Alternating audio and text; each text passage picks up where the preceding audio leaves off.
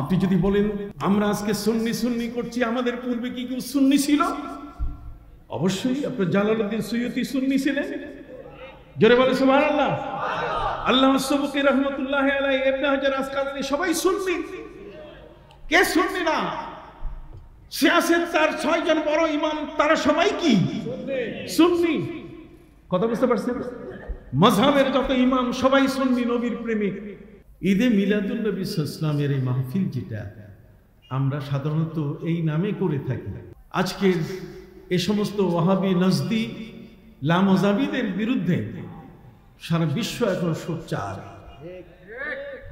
Morocco বলেন, মিশর বলেন, ফিলিস্তিন বলেন, ইরাক বলেন, দক্ষিণ আফ্রিকা বলেন, সারা পৃথিবীর মধ্যে কুয়েত, কাতার সহ সর্বত্র ঈদে মিলাদুন নবী সাল্লাল্লাহু আলাইহি ওয়াসাল্লামের উপরে তারা ছুটি ঘোষণা করেছেন রাষ্ট্রীয়ভাবে। এবং ঠিক সেই সূত্র ধরে নয়, বরং নবী প্রেমিকদের এই দাবির উপরে আমাদের দেশের সরকারও আমাদের প্রিয় নবী সাল্লাল্লাহু আলাইহি সাল্লামের সেই পবিত্র ঈদে মিলাদুন নবী সাল্লাল্লাহু আলাইহি ওয়াসাল্লামের উপরে অনুষ্ঠানের পাশাপাশি সেখানে ছুটি ঘোষণা করেছেন। রাষ্ট্রীয়ভাবে এখন মিলাদুন নবী স্বীকৃত। পৃথিবীর প্রায় 43টি দেশ রাষ্ট্রীয়ভাবে ঈদে মিলাদুন নবী সাল্লাল্লাহু আলাইহি ওয়াসাল্লাম তারা উদযাপন করছেন। ভাইরা আমার প্রিয় নবী সাল্লাল্লাহু আলাইহি ওয়াসাল্লাম এমন এক মহান নবী, জগতের মধ্যে তার কেন আমরা মিলাদ করব না? আমার নবী সাল্লাল্লাহু আলাইহি ওয়াসাল্লাম এই জগতের মধ্যে তার মূল্য কত বড়। হযরত ঈসা আলাইহিস সালামের আকাশে উত্থিত হওয়ার পর 600 বছরের দীর্ঘ সময়ে পৃথিবীতে কোনো নবী আসেন নাই। জগতের মধ্যে নবী না আসার কারণে সেই সময়কালে 600 বছরে ডাক্তার ছিলেন, ইঞ্জিনিয়ার ছিলেন, দার্শনিক ছিলেন, বড় বড় মাপের মহাপণ্ডিত যারা তারা উপস্থিত ছিলেন পৃথিবীতে। বড় বড় পণ্ডিত, ডাক্তার, ইঞ্জিনিয়ার, ইতিহাসবিদ, জগতের মধ্যে এই ধরনের ব্যক্তির থাকার পরও 600 বছরের দীর্ঘ সময়টিকে আইয়ামে জাহিলিয়াত বলা হলো। শিক্ষিত মানুষের অভাব ছিল না, শিক্ষিত মানুষের অভাব ছিল না। বন্ধুরা আমার, যে সমাজের মধ্যে ডাক্তার বাস করেন সেই সমাজটি অবশ্যই একটা শিক্ষিত সমাজ হিসেবে স্বীকৃতি পাবার যোগ্য। যেখানে দার্শনিক বাস করেন, যেখানে পণ্ডিতদের সমাবেশ আছে, শিক্ষিত মানুষ বলতে গেলে যাদেরকে বুঝায়, সেই শিক্ষিত মানুষগুলো পৃথিবীর মধ্যে বিদ্যমান ছিল। কিন্তু তারপরও 600 বছরের দীর্ঘ সময়কে আইয়ামে জাহিলিয়াত ঘোষণা করা হলো, অজ্ঞতার যুগ। তাহলে শিক্ষিত হওয়ার পরও তারা কি ছিল? অজ্ঞ ছিল। ভাইদের খেদমতে আরজ করতে চাই, তাদের অজ্ঞতা কি ছিল? 600 বছরের এই জগৎ অন্ধকারে নিমজ্জিত ছিল। যদি আমার নবী সাল্লাল্লাহু আলাইহি ওয়াসাল্লামের শুভাগমন না ঘটতো, তাহলে এই অন্ধকার কিয়ামত পর্যন্ত লম্বা হতো। এই জাহিলিয়াতের এই দীর্ঘ সময়টি শুধু 600 বছরে থেমে থাকতো না, বরং এটি লম্বা হতো কত? কিয়ামত পর্যন্ত। সারমাদান ইলা ইয়াউমিল কিয়ামা, কিয়ামত পর্যন্ত লম্বা হয়ে যেত। অতএব পৃথিবীর মধ্যে অনাচার, অবিচার, পাপাচার, কামাচার, পৃথিবীর মানুষের মধ্যে যে অশান্তি, শিক্ষিত মানুষরা ছিল কিন্তু শান্তি প্রতিষ্ঠা করতে পারে নাই। শিক্ষিত মানুষের অবস্থান ছিল পৃথিবীতে, কিন্তু মানুষগুলোকে তারা আলোকিত মানুষে পরিণত করতে পারে নাই।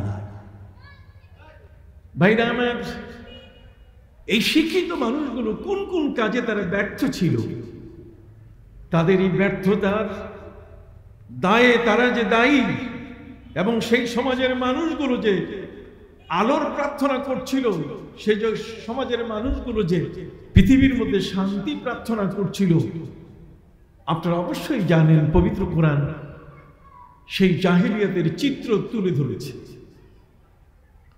পবিত্র কোরআন মজিদ আল্লাহ পাক রব্বুল আলামিন বলেন, وَإِذَا بُشِّرَ أَحَدُهُمْ بِالْأُنثَى ظَلَّ وَجْهُهُ مُسْوَدًّا وَهُوَ كَظِيمٌ।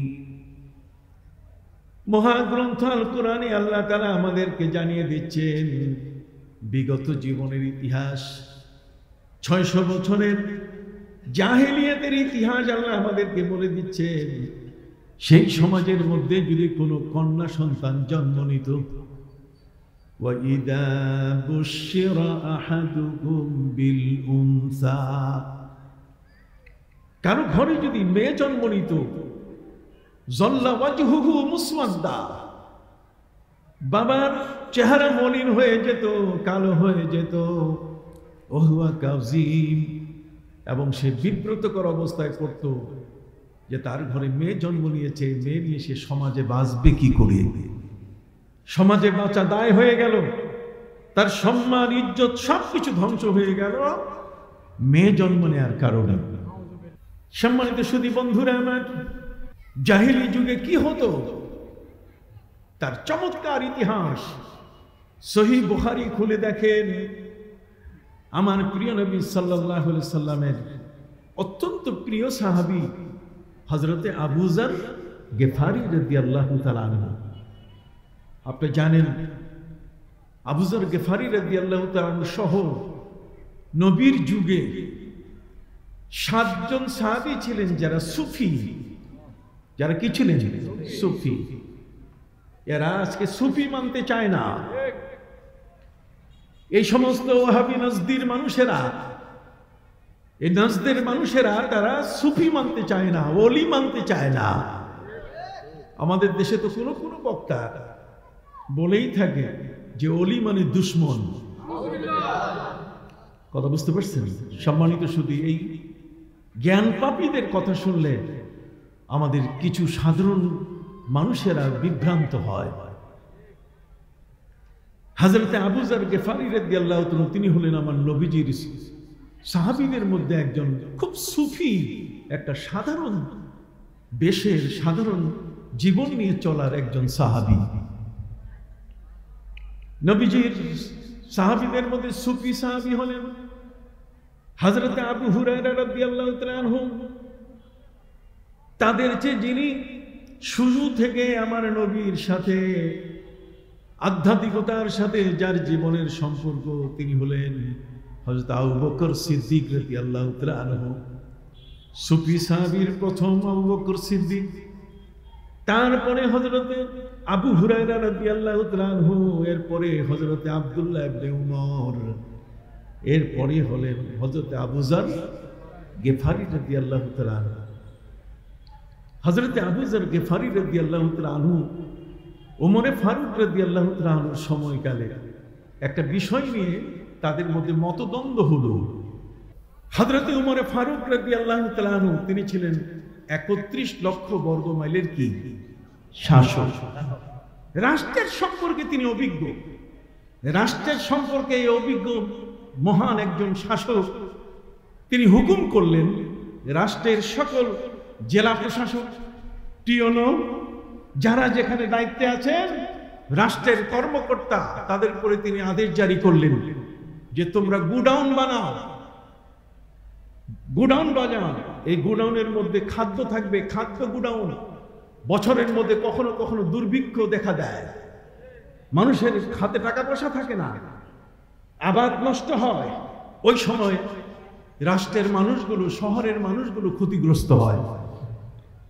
এই জন্য হযরতে ওমর রাদিয়াল্লাহু তাআলা তিনি নির্দেশ দিলেন, রাষ্ট্রীয় ফরমান জারি করলেন, তিনি প্রজ্ঞাপন জারি করলেন। তার প্রজ্ঞাপনের মধ্যে ছিল যে তোমরা খাদ্য গুদাম বানাও জেলায় জেলায়, উপজেলায় উপজেলায়। কথা বুঝতে পারছেন? যাতে সংকট সৃষ্টি হলে ওই সময় যেন আমরা এই মানুষদের কাছে তাদের খাবার সাপ্লাই দিতে পারে, খাবার পৌঁছাতে পারে। ঠিক ওই সময়ে নবী করিম সাল্লাল্লাহু আলাইহি ওয়াসাল্লামের সাহাবী, সুফি সাহাবী হযরতে আবু যর গিফারি, উনি ছিলেন বিচারের প্রধান, উনি ছিলেন চিফ জাস্টিস। উনি ফতোয়া দেন, উনি ফতোয়া দিলেন যে না, একদিনের বেশি খাবার জোগাড় করে রাখা যাবে না। হযরতে ওমরের সাথে সংঘর্ষ তৈরি হয়ে গেল।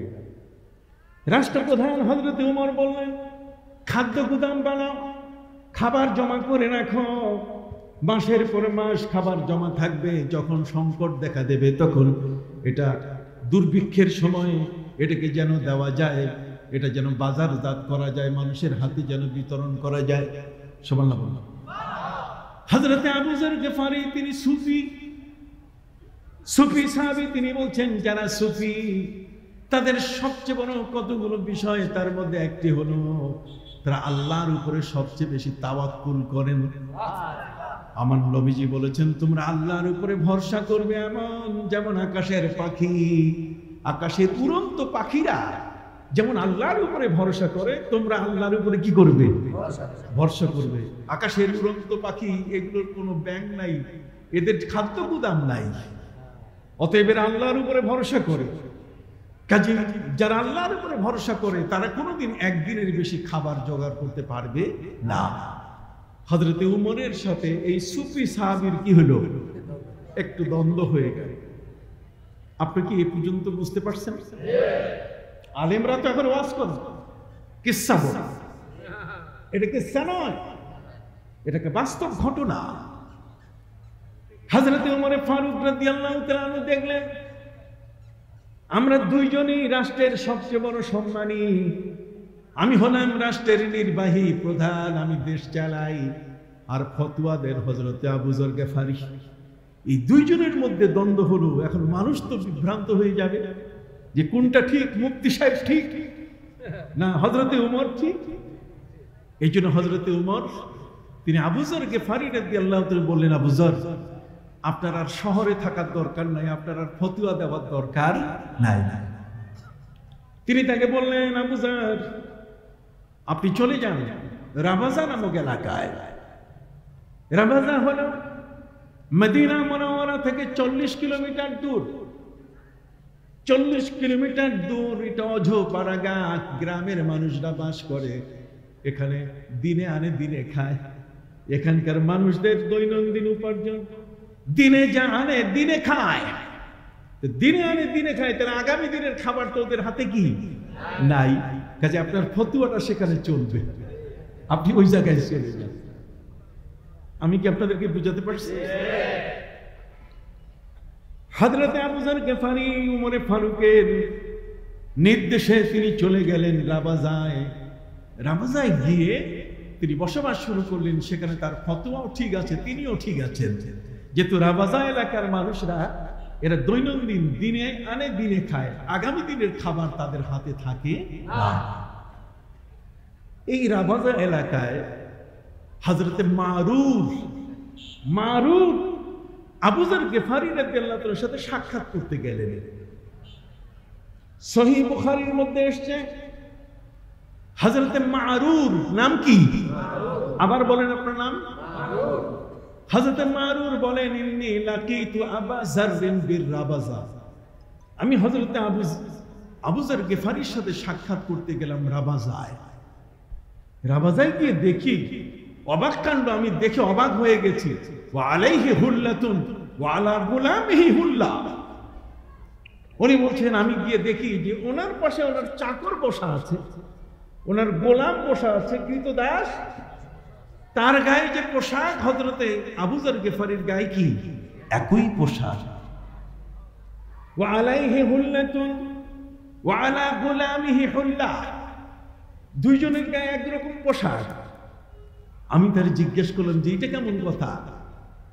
রাষ্ট্রপ্রধান আর তার প্রজা, কতক্ষণ না পুলিশ প্রধান যিনি সেনাবাহিনী প্রধান, তার পোশাক আর একজন কনস্টেবলের পোশাক এক হয় কেমন? আপনি এটা করছেন কেন? আপনি আর আপনার গোলাম, আপনার চাকরের পোশাক সমান। এমন এক নবীর আগমন, 600 বছরের ইতিহাস আল্লাহ কোরআনে তুলে ধরেছে। পবিত্র কোরআন মজিদে আল্লাহ বলেন, وَإِذَا بُشِّرَ أَحَدُهُمْ بِالْأُنثَى ظَلَّ وَجْهُهُ مُسْوَدًّا وَهُوَ كَظِيمٌ। যখন কারো ঘরে মেয়ে জন্ম নিত, মনে আছে কিনা, না ভুলে গেছেন? যখন কারো ঘরে কি কন্যা সন্তান জন্ম নিত, ওয়াইজা বুশরা, কোরআন বলে দিয়েছে কন্যা সন্তান জন্ম নেওয়া এটা শুভ সংবাদ না দুঃসংবাদ? কারা কারা বলেন শুভ সংবাদ? হাত উঠান তো ভাইরা আমার।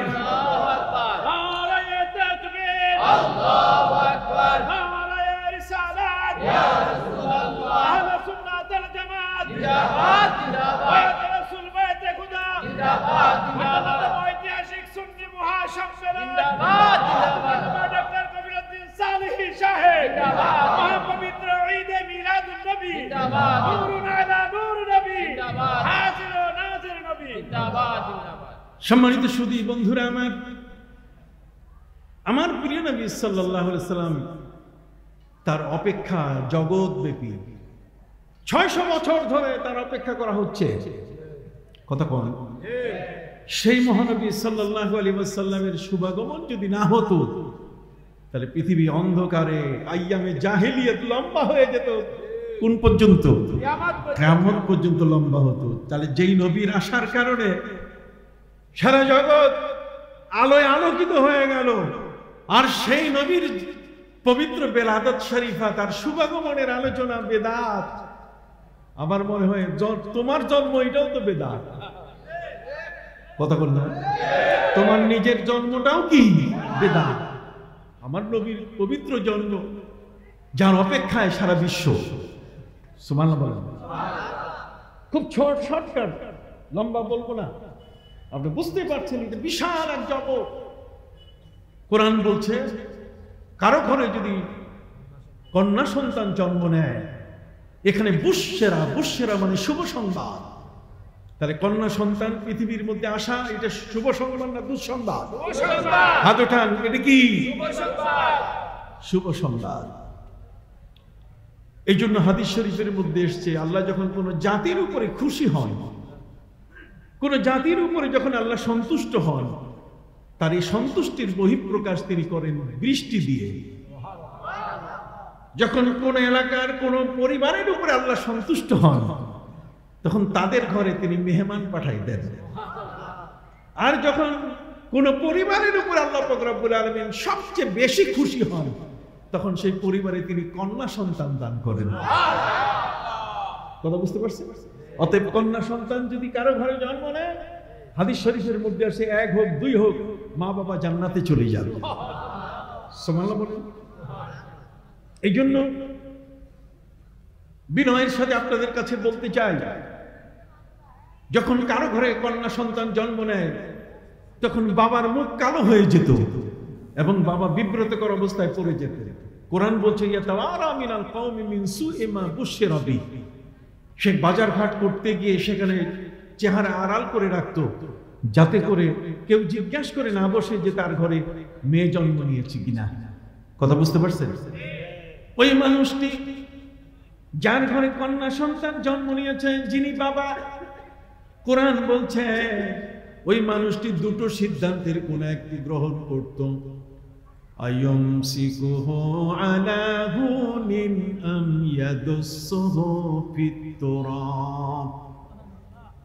ওই কন্যা সন্তানকে বুকে রেখে সেই গ্লানি লজ্জা নিয়ে সে বেঁচে থাকার সিদ্ধান্ত নিত, আর না হলে তাকে জীবন্ত অবস্থায় মাটিতে পুঁতে ফেলার সিদ্ধান্ত নিত। আল্লাহ বলছেন, আলা মা সা ইয়াহকুমুন, কত নিকৃষ্ট বিচার তোমার। কথা বুঝেন না?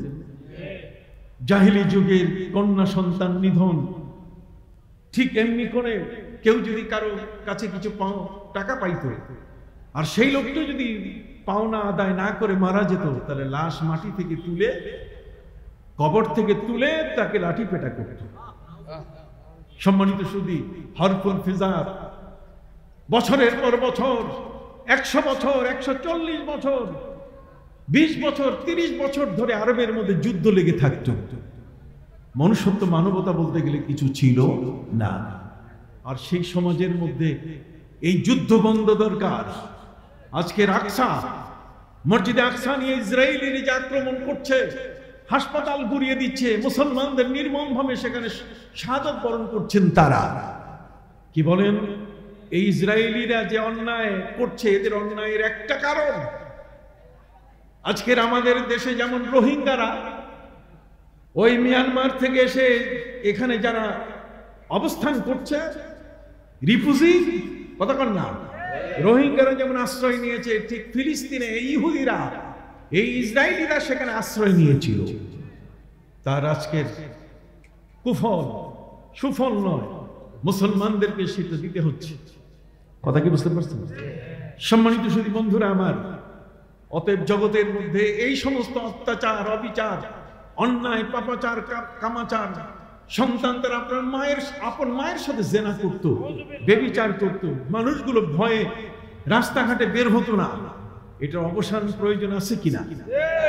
এই জন্য বিশ্বব্যাপী ছোট্ট শিশু থেকে, কন্যা সন্তান থেকে, প্রতিটি ঘরে প্রতিটি মা, প্রতিটি স্ত্রী, প্রতিটি বোন, সমাজের প্রতিটি সমাজপতি, সমাজের সর্বসাধারণ ব্যক্তির দাবি একটাই, আর সেটা হলো যে একজন আলোকিত মহান নবীর প্রয়োজন।